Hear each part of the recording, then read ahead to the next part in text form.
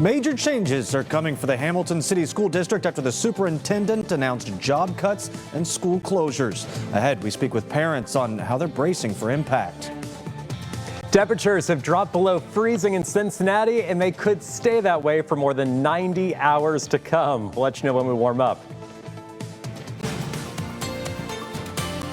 This is WCPO 9 News at 6. Thank you so much for joining us here for WCPO 9 News. I'm Sean Delancey. If you thought it was cold already, you're going to want to grab a few more layers. Let's get right over to meteorologist Mark Stitz as we head into the icebox. Thanks, Mark. Well, if you need a place to stay warm, the emergency shelter of Northern Kentucky opened just about a half an hour ago. The shelter is for anyone 18 and older. They'll be open overnight and for 24 hours tomorrow and Monday. Tuesday, they will be open again overnight. The shelter does ask to call ahead for availability if you can.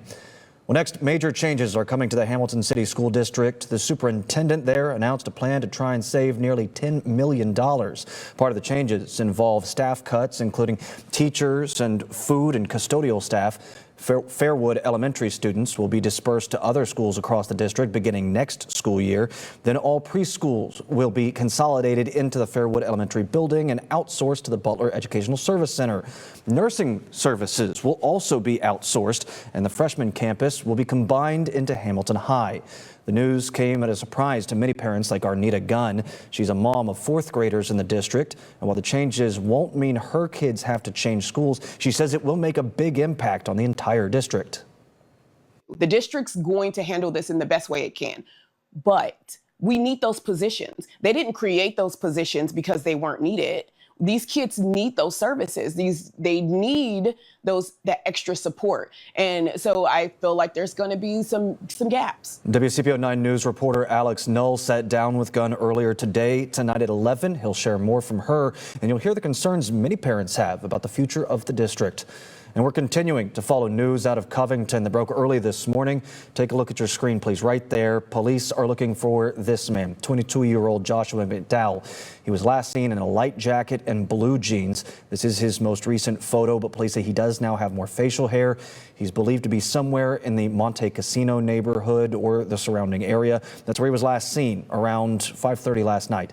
Police say that he does suffer from mental illness and is believed to be a danger to himself. If you know anything, please contact Covington Police. And today, family and community members say that said their final goodbyes to 11-year-old Quinary Reed. Quinary was shot and killed on January 1st while playing with her cousins at the Laurel Playground. Her visitation and funeral service were held at the Christ Emmanuel Christian Church. One day after she was killed, her mother, Sherry Williams, spoke with us about the kind of person she was. The same baby y'all cute. It's the same baby that would have forgave y'all if she survived. It's my only daughter. It's my only daughter. What my boys gonna do without her? Cincinnati police are still searching for Quinary's killer. The shooting sparked widespread concerns as it was a grim reminder of the shooting of 11-year-old Dominic Davis, who was also killed at Laurel Playground 2 years ago. That case also remains unsolved. Earlier this week, Cincinnati officials said that they plan to install or repair 90 cameras across the city in the next 4 weeks, all in response to this latest shooting. The ATF is offering rewards for information on both cases that lead to an arrest and conviction of those responsible. Well, new research finds that taking Tylenol while pregnant is not linked to an increased risk of autism. This would debunk claims put forward by President Donald Trump and Health Secretary Robert F. Kennedy. This study is the largest of its kind to date and looked at around 60 published studies with data on more than 300,000 pregnancies. They found no link between acetaminophen and child neurodevelopment. Well, check out this battle of robots in action. Covington Catholic High School held their 11th annual Colonel Classic Vex Robot Tournament. Nearly 60 teams from across Kentucky and the greater Cincinnati area flocked to CovCath to show off their skills. CovCath senior Will Jennings say that this program helped give students a real experience into what it's like to be in the world of engineering. You get to actually experience what it would be like to work in the industry. You get to follow the path that engineers take. You design it out, you define the problem, build the solution, test it. You have to do that over and over and over again to find the right solution. And when you're finally done, and bring a robot to the tournament, see it perform well. I mean, there's nothing better than that. Maybe they can teach me how to say robotics. Well, since its inception, CovCath has worked with 18 middle and high schools to help them develop and grow their own STEM and robotics programs. Next, new tariffs will come into some NATO countries after they push back on President Trump's goal to acquire Greenland. Those tariffs and how Greenlanders are reacting to Trump's claims.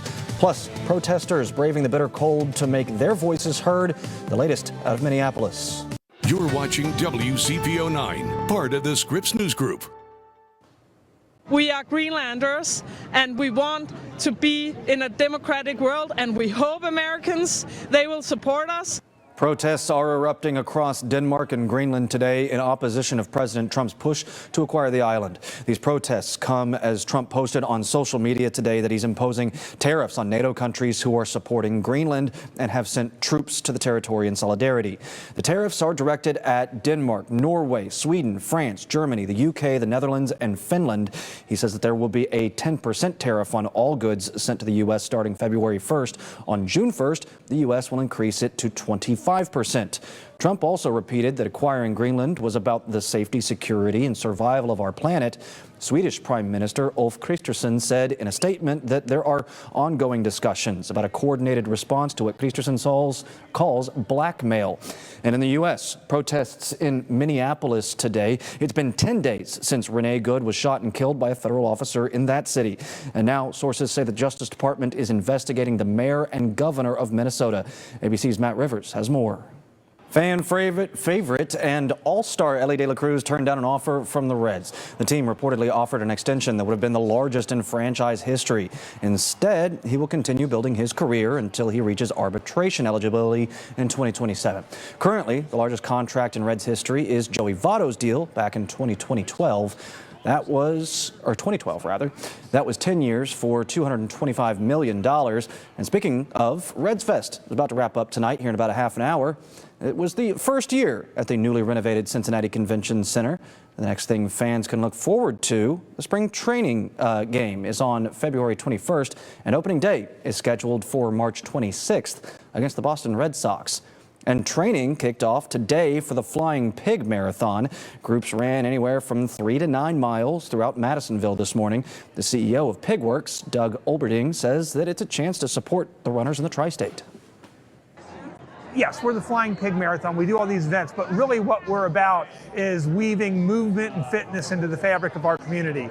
We believe that when people can move through the world under their own power, life is better, right? So this is part of our mission, right? We want to get people out, encourage them. It's a way we can give back to the running groups and all the people that support us year round. You know, these people all run our events, and this is something small that we can do to support what they're doing. This year, the year's Flying Pig Marathon weekend is May 1st through the 3rd. And Mark, a little peek behind the curtain for the audience here. I've put on a good bit of weight since my daughter was born. I was thinking about getting back into jogging, but your forecast is the only reason I'm not going to be doing that over the next couple of days. I'm not running outside when it's 70 degrees, let alone when it's in the 20s. Obviously, that's the same for me, but boy, it is going to be cold over the next few days. Yeah, definitely going to be colder out there to the point where it's dangerous. Yeah, thanks so much, Mark. Well, Fifth Third Arena was rocking today. The Cincinnati Bearcats men's basketball team hosted the #2 team in the country, Iowa State, and fans got their money's worth. Sports anchor Marshall Kramsky joins us in Clifton. The mark. Myers taps it out to Elmer at the buzzer. Good!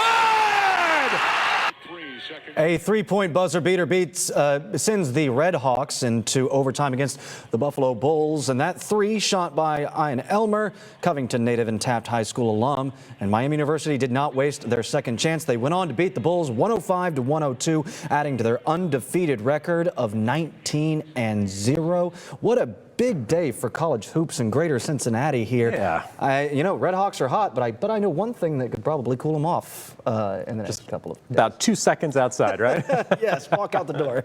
Man, it's going to be a rough stretch over the next few days. We're talking 90-plus hours that are going to be below freezing here in Cincinnati and back to average, which is upper 30s. Bundle up in layers for any of those MLK remembrances. All right, well, that'll do it for WCPO 9 News at 6 this Saturday. We're always on breaking news and weather over at WCPO.com. Take it easy, everybody.